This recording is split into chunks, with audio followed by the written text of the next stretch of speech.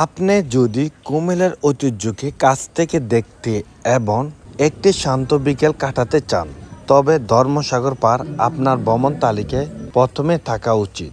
এখানে হৃৎপিণ্ডের এক টুকরো প্রশান্তি আর প্রকৃতির মেলবন্ধন, যেখানে শান্ত বাতাস আর বিশাল দিঘির জলরাশি এক মায়াবী পরিবেশ তৈরি করে।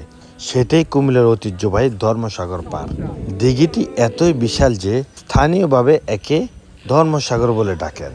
এখানকার প্রধান আকর্ষণগুলোর একটি হলো এর বিশাল শান্ত জলরাশির মাছের খেলা, যেখানে পাড়ে দাঁড়ালে দেখা মেলে এক অদ্ভুত সুন্দর দৃশ্য।